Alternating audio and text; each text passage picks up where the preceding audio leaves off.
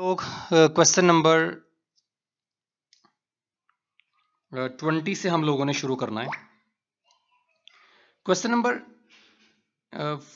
17 तक मैंने आपको करवाया था। क्वेश्चन नंबर 19 आप लोगों ने खुद करना है। उसमें आप लोगों ने ए क्यूब वगैरह निकालना है। ठीक है, ए को ए से मल्टीप्लाई करें, जो आंसर आया उसको दोबारा ए से मल्टीप्लाई करें। ठीक है, ये सारा कुछ आप लोगों ने निकालना है। अगर आपको किसी जगह प्रॉब्लम आती है आप मेरे से पूछ सकते हैं। सो क्वेश्चन नंबर 19 को देखते हैं। सॉरी, क्वेश्चन नंबर 21 को। क्वेश्चन नंबर 21 में आप लोगों को एक मैट्रिक्स ए दे रखा है।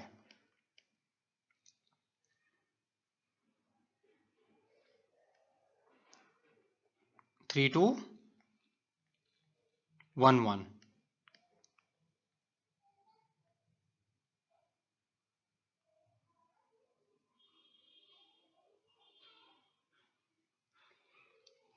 ओके,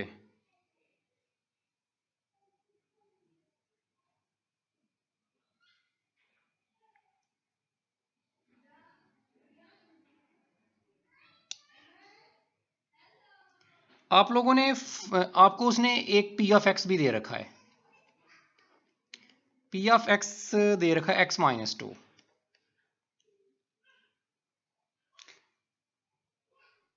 आप लोगों ने फाइंड करना है, फाइंड p इंटू ए। ठीक है, बस ये चीज आप लोगों ने फाइंड करनी है।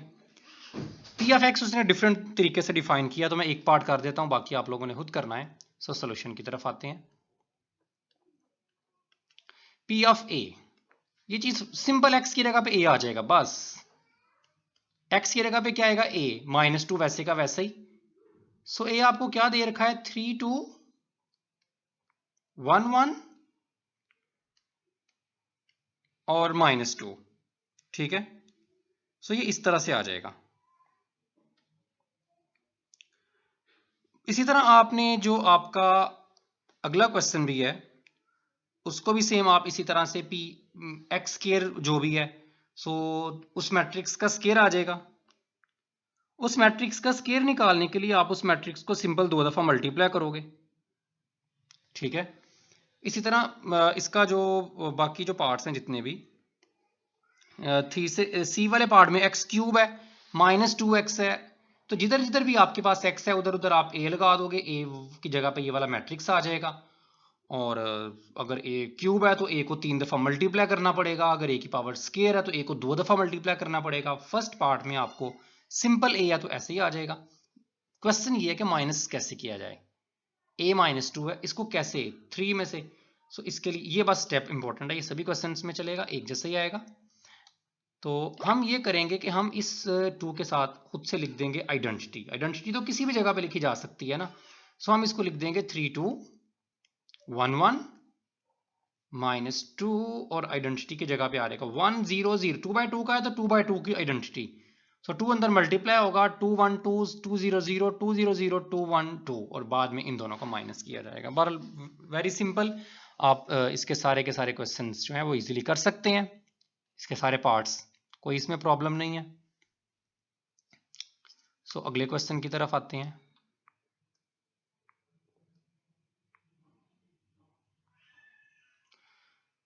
तो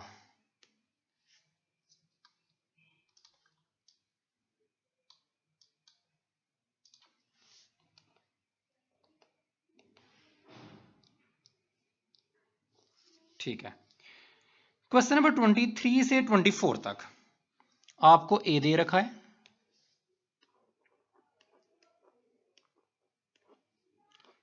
ए इक्वल है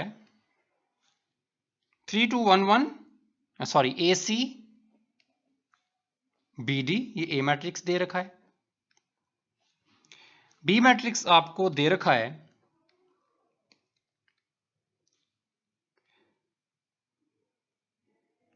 0 1 0 0।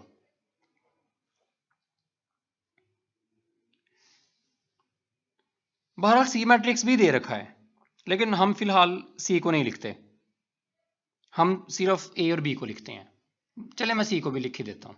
सी मैट्रिक्स दे रखा है 0 1 0 0। अच्छा, पूछ वो ये रहा है कि हमें पता है ए बी बी ए के इक्वल नहीं होता मैट्रिक्स के अंदर। जो ए बी है वो बी ए के इक्वल नहीं होता। वो कहता है किस कंडीशन में इक्वल होगा। ठीक है, कहता है ए और बी कम्यूट करेंगे किन कंडीशन में, ए बी सी डी की क्या वैल्यू होनी चाहिए कि ये मैट्रिक्स जो यानी कि हम ये चाह रहे हैं कि जो आंसर ए को बी से मल्टीप्लाई करके आए वही आंसर आना चाहिए बी को ए से मल्टीप्लाई करके। नॉर्मली ऐसा होता नहीं है। आप ए बी सी डी की जगह पे अपनी मर्जी से वैल्यू डाल दो 2791, तो ए को बी से मल्टीप्लाई करो बी को ए से करो, आंसर सेम नहीं आएगा। हमने बताना है क्या वैल्यू डालें ए बी सी डी की जगह पे कि जो आंसर ए को बी से मल्टीप्लाई करके आए वही बी को ए से मल्टीप्लाई करके बी आए।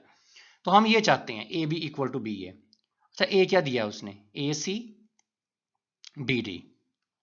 बी क्या दे रखा है 0 0 1 0। बी क्या दे रखा है, इस बी की जगह पे आएगा 0 0 1 0। और ए क्या दे रखा है A C B D. Okay,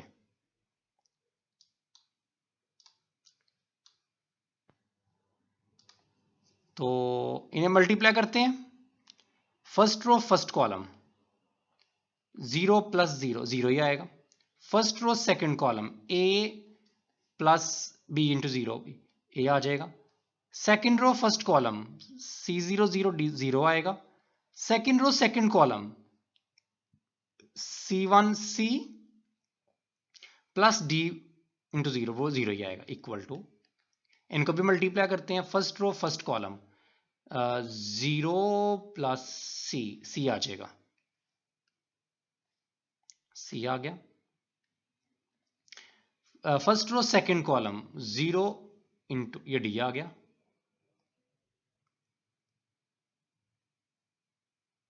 ठीक है, 0 प्लस 0 इधर 0 आ गया, 0 प्लस 0 इधर भी 0 आ गया। अब 0 इक्वल होना चाहिए सी के। सो हमें पता लग गया कि सी की वैल्यू क्या होनी चाहिए 0। ठीक है, हमने मैट्रिक्स बताना था ना ए वाला कि क्या ए बी सी डी पे क्या कंडीशन हो। ए किसके इक्वल होगा डी के, ए और डी आपस में बराबर होने चाहिए। 0 इक्वल टू 0, इससे तो कुछ पता नहीं चला, बस 0 0 के इक्वल होता है पता है हमें। और लास्ट वाले में इधर आई थिंक सी नहीं आना, second row second column C, हाँ ये सी आता है। और ठीक है, तो इधर से तो कोई नहीं बात नहीं पता चल रही, सी इक्वल टू 0 वो तो पहले भी पता है, इधर से भी पता है।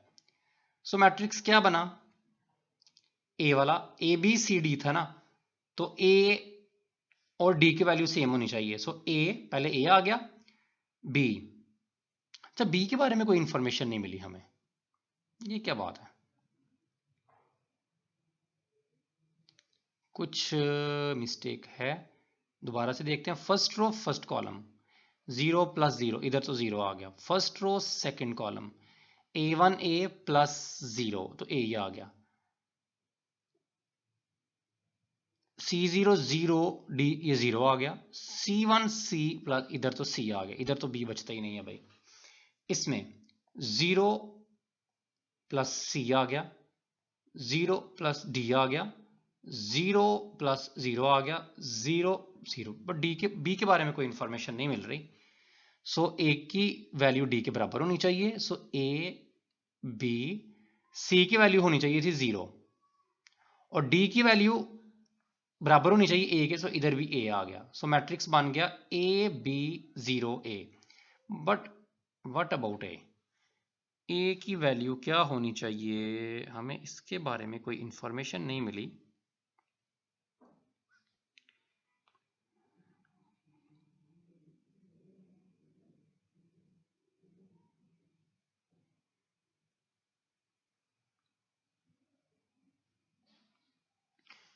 क्या मैंने वैल्यू सही रखी है,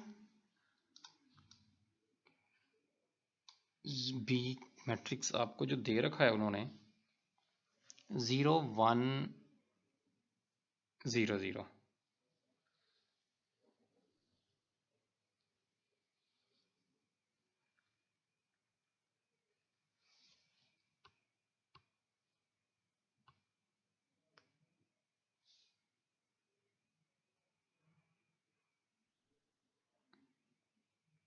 ठीक है, तो फिर ये ऐसे ही है।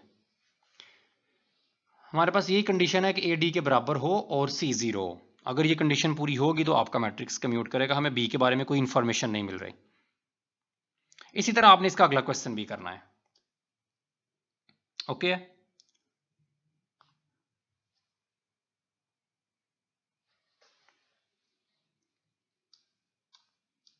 ठीक है, मैट्रिक्स कम्यूट करेंगे। बी कुछ भी हो, लेकिन डी और ए एक जैसे होने चाहिए, यानी कि इस तरह का मैट्रिक्स होना चाहिए। जो मैट्रिक्स ए था ना आपका, वो कुछ ऐसे होना चाहिए। अगर ये वैल्यू 3 है ना, बी कुछ भी हो, बेशक 7 8 9 जो मर्जी हो, आप 7 ले लें, इधर 0 होना लाजमी है, सी लाजमी तौर पे 0, और इधर जो है वही वैल्यू होनी चाहिए जो इधर थी। यानी कि अगर इधर आपने 3 लिखा है तो इधर भी 3। ये वाला मैट्रिक्स जो है ना, इस तरह का मैट्रिक्स अगर ए होगा, और दूसरा मैट्रिक्स कौन सा था, 0 1 0 0, इसको आप पहले रख लें, इससे मल्टीप्लाई करें, इसको पहले रख के इसको बाद में रख के मल्टीप्लाई करें, आंसर सेम आएगा। ओके, ठीक है। ये अच्छा, क्वेश्चन नंबर 25 से 28 तक आप लोगों ने खुद करने हैं। 2/2 की इक्वेशन है, आप लोगों ने सॉल्व करना है। भाई क्रैमर रूल से करो। बहरहाल उसने बाउंड किया, उसने कहा जिस तरह एग्जांपल 8 मैंने किया ना सॉल्व, आपने वैसे ही सॉल्व करना है। अब एग्जांपल 8 उसने पता नहीं कैसे किया, क्रैमर रूल से किया या मैट एचलॉन फॉर्म से किया है। बहरहाल जैसे भी किया है, आप लोग उसको वैसे ही सॉल्व करोगे। क्वेश्चन नंबर 29 से 30 तक कोई इंपॉर्टेंट क्वेश्चन नहीं है, लेकिन चलें फिर भी कर लेते हैं। आप भी इसे एक नज़र देख लें। आपको p ऑफ x एक पोलिनोमियल उसने दे रखी है, x स्क्वायर माइनस 9। p1 भी एक दे रखी है आपको पोलिनोमियल, x प्लस 3, और p2 भी दे रखी है, x minus 3।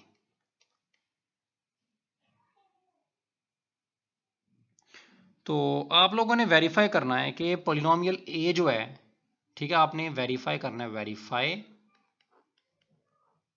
p of a का जो आंसर है वो इक्वल होगा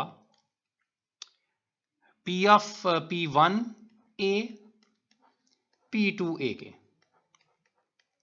ठीक है, मैंने आपको बताया था कि आप लोगों ने सिंपल क्या करना है, ए कोई सा भी स्क्वायर मैट्रिक्स है आपका, ठीक है,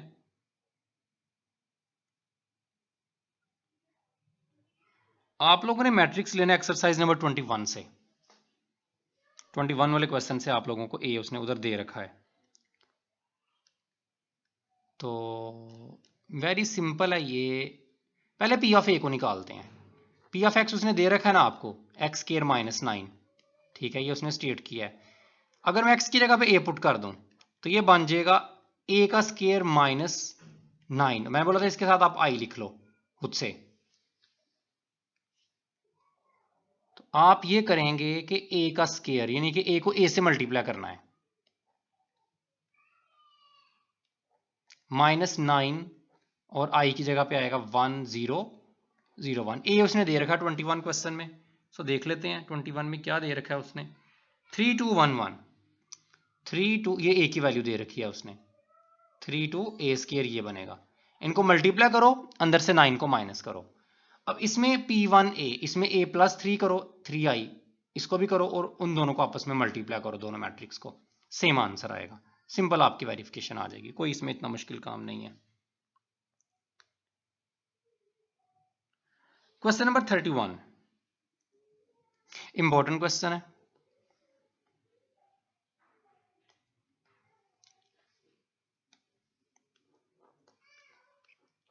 क्वेश्चन नंबर 31, इसमें वो बोल रहा है कि आपके पास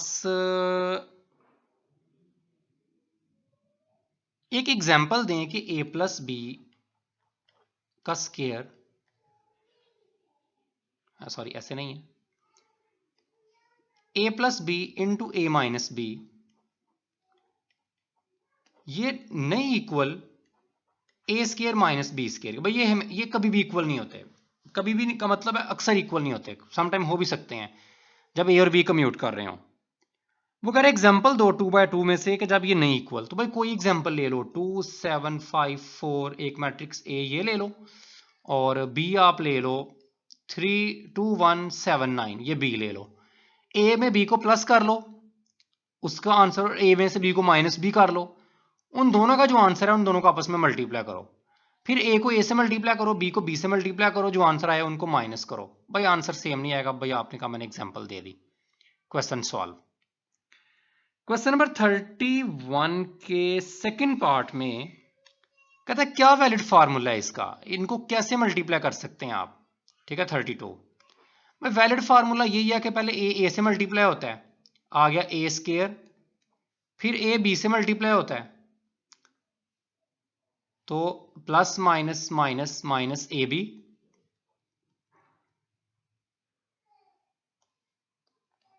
ओके, फिर बी को ए से करते हैं तो प्लस बी ए, फिर बी बी से होता है तो बी स्क्वायर। ये वैलिड फार्मूला है ए प्लस बी ए माइनस बी का। ये आपस में कट नहीं सकते, क्यों? क्योंकि मैट्रिक्स के अंदर ए बी नहीं इक्वल होता बी ए के। ठीक है, आमतौर पे इक्वल नहीं होता, बड़ी कम कंडीशन है, जैसे हमने ऊपर कंडीशन बताई है ए बी बी ए के इक्वल कब होगा। सो उसने क्वेश्चन नंबर सी पार्ट में ये पूछा है कि कब ये इस तरह का कब बनेगा, जब ये आपस में कट जाएंगे, यानी कि जब ए बी बी ए के बराबर होगा। बड़े रेयर केसेस में जब ए बी और बी ए कम्यूट कर रहे होंगे तो हमारे पास ए प्लस बी ए माइनस बी इक्वल आ जाएगा ए स्क्वायर माइनस बी स्क्वायर के। ओके 33 34 आप लोग खुद क्वेश्चन कर लें। क्वेश्चन नंबर 35 में वो ये कह रहा है कि क्या एक मैट्रिक्स का इन्वर्स निकाला जा सकता है जब उसकी एक रो जीरो या एक कॉलम जीरो, तो हमारा आंसर है नो। अगर एक रो जीरो है तो डिटर्मिनेंट जीरो आएगा, अगर एक कॉलम जीरो है तो फिर भी डिटर्मिनेंट जीरो आता है, आपको पता है। तो जिसका डिटर्मिनेंट जीरो आए उसका इन्वर्स नहीं निकाला जा सकता। ठीक है, सो आप लोगों ने इसको क्वेश्चन नंबर 36 तक करना है। इसी तरह 36 में भी कहता है अगर दो मैट्रिक्स आइडेंटिकल हो, जैसे ये 2 1 2 2 1 2 1 7 9, तो फिर भी इन्वर्स नहीं निकाला जा सकता क्योंकि इसका डिटर्मिनेंट भी जीरो आता है। तो 34 36 तक ये बस इसके कंसेप्चुअल क्वेश्चन है। इससे नेक्स्ट हम लोग बात करेंगे क्वेश्चन नंबर 37 से, हम इसे शुरू करेंगे और 37 से शुरू करके हम लोग इसे करेंगे 50 क्वेश्चन तक, ये आपके एग्जाम में शामिल होंगे। ओके, इसके बाद वाले नहीं है, ट्रू फॉल्स हमारे पास शामिल नहीं है। आप उन्हें वैसे एक दफ़ा अपने नॉलेज के लिए रीड कर लें।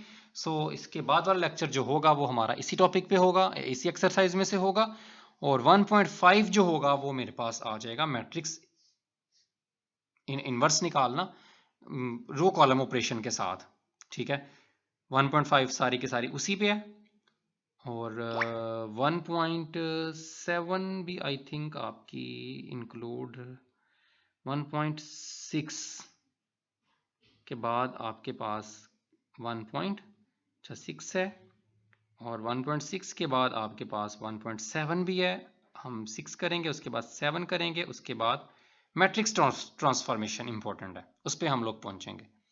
सो अगले 2-3 लेक्चर में हम मैट्रिक्स ट्रांसफॉर्मेशन पे पहुंचेंगे, और उसके बाद आखिरी जो एक्सरसाइज है एप्लीकेशन, वो इतनी इंपॉर्टेंट नहीं है।